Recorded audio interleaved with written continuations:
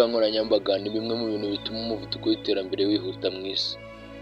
Muri iyi minsi tugezemo, abantu benshi bavumbuye ubwenge bwo gukorana ikizwi nka Artificial Intelligence. Abantu benshi bakoresha imbuga nkoranyambaga zirimo WhatsApp, Facebook, YouTube, TikTok, Twitter, Instagram n'izindi. Tugiye kurebera hamwe izi mbuga abantu bagiye bazishinga. bashinga zino mbuga nkoranyambaga cyangwa se ano social medias. Bidatinze turaza guhera ku mwanya wa mbere. Ku mwanya wa mbere turaza kuhasanga urubuga rwa Snapchat, Viber na Signal. Urubuga rwa Snapchat rwashinzwe n'uwitwa Evan Spiegel. Arushinga mu mwaka wa 2011, naho urubuga rwa Viber rushingwa n'uwitwa Tarimon Marco mu mwaka wa 2010. Urubuga rwa Signal rwashinzwe na Brian Action, arushinga mu mwaka wa 2014. Urubuga rwa Bado rwashinzwe n'uwitwa Andrei Andreev, arushinga mu mwaka wa 2006.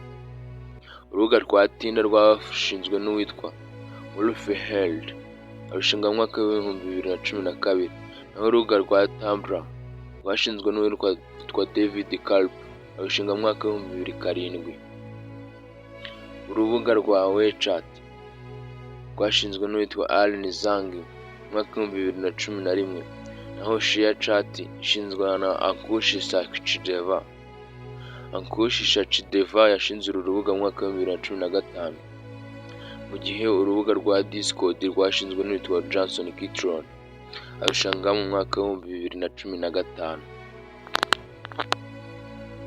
Naho urubuga rwa Lucky rwashinzwe n'uwitwa Jason Hu, arushinga mu mwaka wa 2017. Urubuga rwa Pinterest rwashinzwe n'uwitwa Ben Silberman. Ben Silberman yashinze urubuga mu mwaka wa 2010. Urubuga rwa Quora rwashinzwe na Adam D'Angelo, arushinga mu mwaka wa 2010. Urubuga rwa Rovo rwashinzwe na Branshiweig, arushinga mu mwaka wa 2011. Naho urubuga rwa Musiali cyangwa se Musically rushinzwe na Alex Zhu mu mwaka wa 2014. Urubuga rwa MySpace rwashinzwe na Tom Anderson, arushinga mu mwaka wa 2003. Urubuga rwa Reddit rwashinzwe n'uwitwa Steven Hoffman, arushinga mu mwaka wa 2005. Naho urubuga rwa Bumble rwashinzwe n'uwitwa Whitney Wolfhard, arushinga mu mwaka wa 2014. Naho urubuga rwa Flickr rushingwa n'uwitwa Stewart Butterfield, arushinga mu mwaka wa 2004. Urubuga rwa Skype rwashinzwe na Niklas Zinstrom, arushinga mu mwaka wa 2003. Naho urubuga rwa Rovo rushingwa na Benjamin Bach, arushinga mu mwaka wa 2011. Urubuga rwa Cascos rwashinzwe na Andrew Drawins mu mwaka wa 1999. Urubuga rwa Kotawala Talk rwashinzwe n'uwitwa Kim Bewamso, arushinga mu mwaka wa 2010. LinkedIn ishinzwe n'uwitwa Reid Hoffman, ayishinga mu mwaka wa 2003.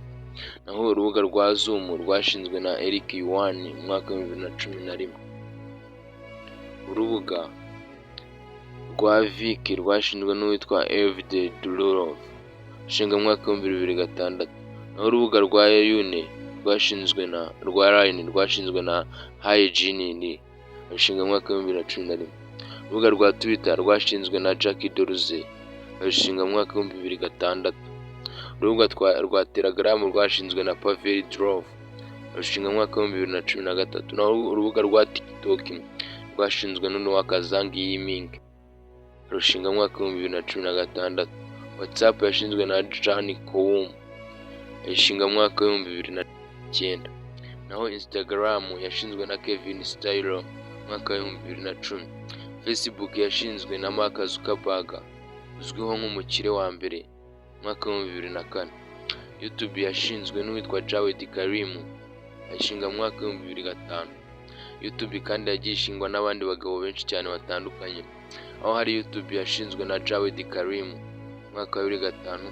YouTube yashinzwe na Steven Chen mu mwaka wa 2005 na Chad Hurley mu mwaka wa 2005 bayihuriyeho. Kugira ngo mwibutse ko iyi channel uriho Arelize TV Media, wari kubagezaho kino kiganiro Nderize. Kora subscribe, like, share na comment kugira ngo uzabone n'izindi video zacu zikurikira.